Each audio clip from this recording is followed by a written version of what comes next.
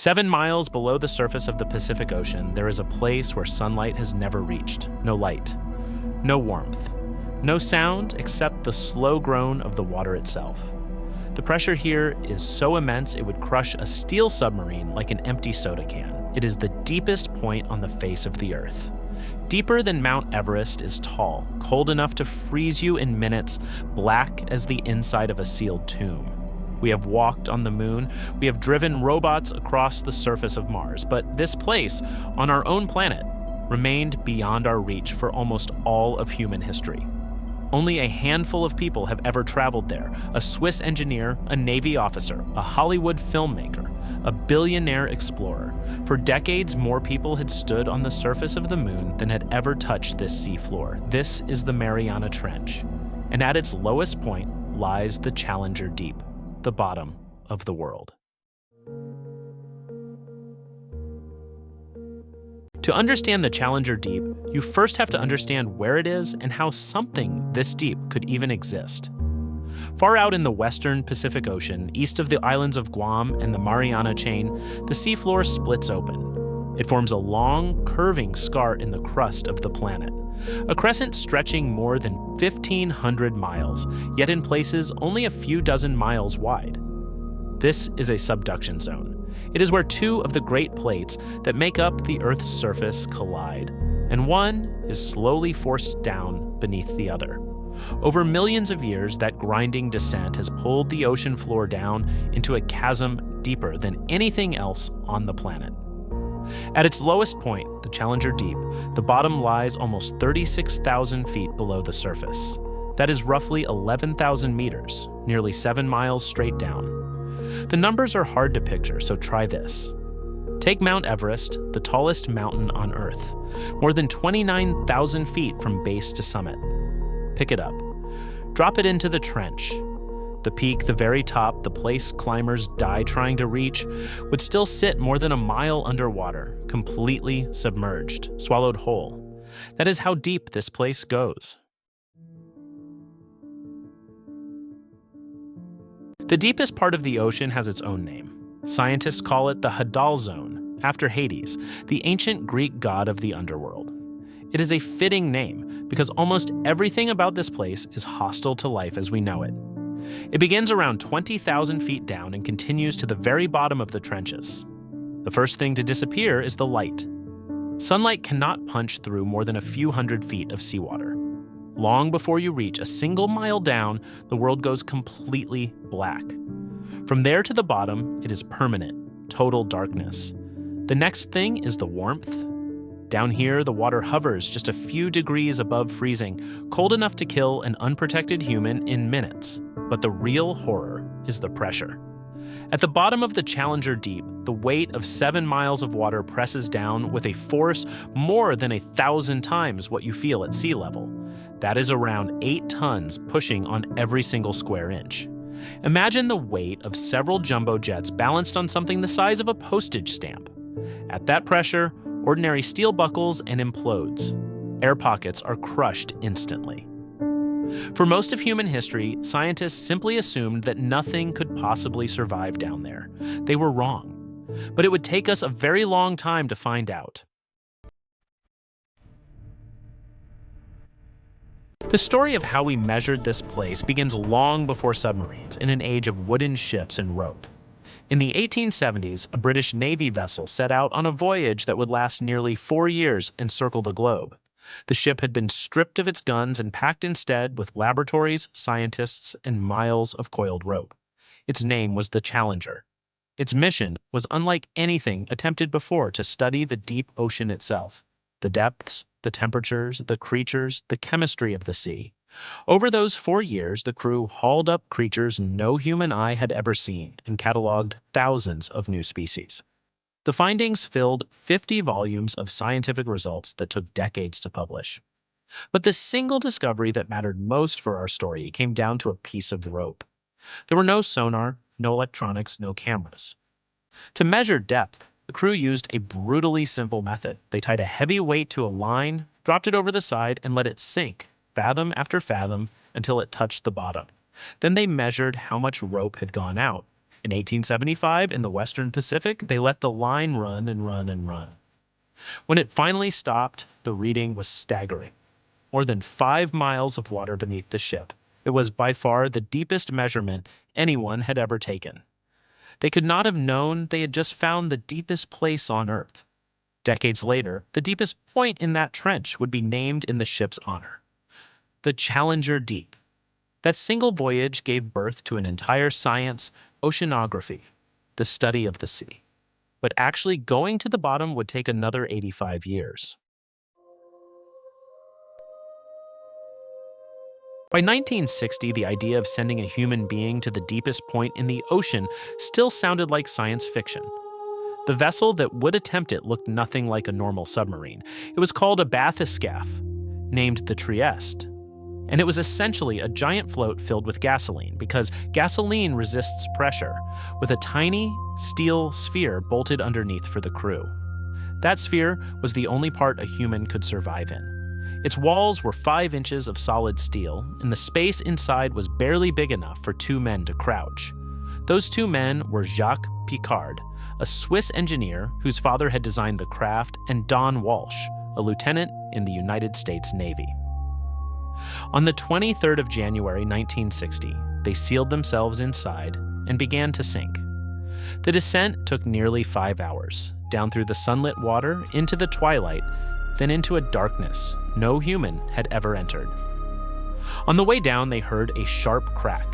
One of the outer windows had fractured under the pressure. They kept going anyway. Finally, almost 7 miles down, the Trieste settled gently onto the floor of the Challenger Deep. For the first time in history, human beings were sitting at the bottom of the world. And then Piccard saw something that changed everything. In the beam of their light, a flat fish, like a soul, drifted across the seafloor. Life, living, moving, at the deepest point on the planet. They stayed only about 20 minutes. The cracked window and the sheer danger made a longer visit unthinkable. Then they dropped their weights and rose back toward the sun. And after that single dive, no human being would return to the Challenger Deep for the next 52 years. It is one of the strangest facts in the history of exploration. We reached the deepest place on Earth in 1960, and then, for half a century, we essentially stopped going. Part of the reason was cost and difficulty. Building a craft that can survive that pressure is brutally expensive, and the Trieste dive had proven just how dangerous it was. Part of it was attention. The world's eyes turned upward to the space race, to rockets and astronauts, and the moon. The deep sea quietly fell out of the headlines. For decades, the only things sent back down were robots, unmanned vehicles tethered to ships far above or operating on their own. Some made it. In the 1990s, a Japanese robotic probe reached the very bottom of the Challenger Deep, and for a time it was our only set of eyes down there. Then, on a routine mission years later, its tether snapped in a storm, and the machine was lost to the sea for good. Others were destroyed outright. One advanced research robot sent to explore a trench nearly 7 miles down was crushed by the pressure and imploded, scattering across the seafloor in an instant. These were the most sophisticated machines we could build, and the deep swallowed them whole. And so a remarkable imbalance took hold. We had mapped the surface of the moon in detail. We had landed craft on Mars. We had photographed the rings of Saturn. Yet the deepest point of our own planet, a place on the same Earth we live on, had been visited by human eyes exactly once, and then left in silence for 50 years. The bottom of the world was waiting. It would take an outsider, someone the scientific establishment never expected, to finally go back. That outsider was a filmmaker. James Cameron was already one of the most successful directors in history, the man behind Titanic and Avatar. But long before Hollywood, he had been obsessed with the deep ocean. For years, mostly in secret, he funded and helped design a submersible unlike any before it. It was called the Deep Sea Challenger, and it was built to sink fast, a vertical tube standing on end, dropping toward the bottom like a torpedo aimed straight down. On the 26th of March, 2012, Cameron climbed inside, alone, and descended into the Challenger Deep. It was the first time any human had reached the bottom since Piccard and Walsh, 52 years earlier. And it was the first time anyone had ever done it solo. What he found was a landscape of staggering emptiness, a pale, desolate plain stretching out under his lights, more like the surface of the moon than anywhere on Earth. Featureless, silent, utterly alien.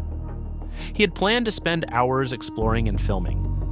But deep in the trench, equipment began to fail, and he was forced to cut the dive short and begin the long climb back to the surface. Still, he had done it.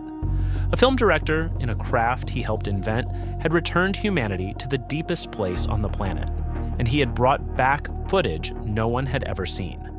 But the era of the single heroic dive was already ending. The next explorer would not go down just once. He would go down again and again and again. His name was Victor Vescovo, an American investor and former naval officer with an unusual ambition. He did not want to reach just one deep place. He wanted to reach the deepest point of every single ocean on Earth, a quest he called the 5 Deeps. To do it, he commissioned something the world had never truly had before, a submersible built not for one record-breaking dive, but to go to the bottom of the ocean over and over again, like a vehicle, not a stunt. In 2019, Vescovo took that craft into the Challenger Deep and descended deeper than any human ever had, and then he proved his point. By going back down again and again, returning to the bottom of the world as if it were a destination on a map. On those dives, he and the scientists with him found life that had never been described before, new species adapted to a world we had assumed was empty. But he found something else too. Something that has haunted the story ever since. At the very bottom of the Challenger Deep 7 miles down, in the most remote and untouched place on the entire planet, he saw human trash, a plastic bag, what looked like candy wrappers.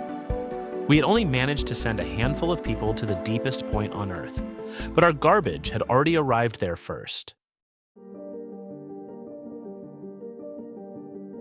So what actually lives down there in a place we once swore was lifeless, far more than anyone expected? There are amphipods, pale shrimp-like creatures that swarm in the dark and scavenge anything that drifts down. There are translucent, almost ghostly snailfish, the deepest living fish ever discovered, their bodies engineered to survive pressure that would flatten anything else.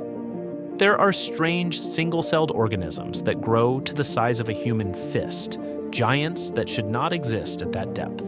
And there are colonies of microbes living with no sunlight at all, feeding on chemicals and on the slow rain of dead matter drifting down from far above, what scientists call marine snow.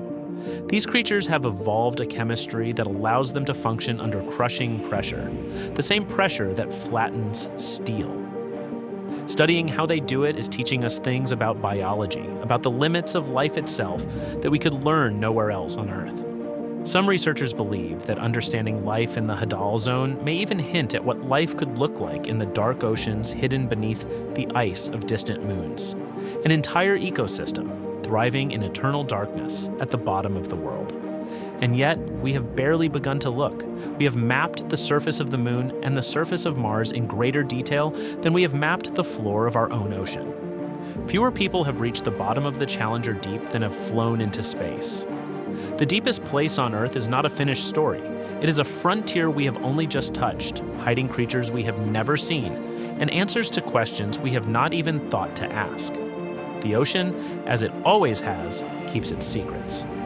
If you want to keep descending into those secrets with us, this is Blues Below, where we explore the ocean's deepest mysteries, one story at a time. Subscribe and follow along, and we will see you in the deep.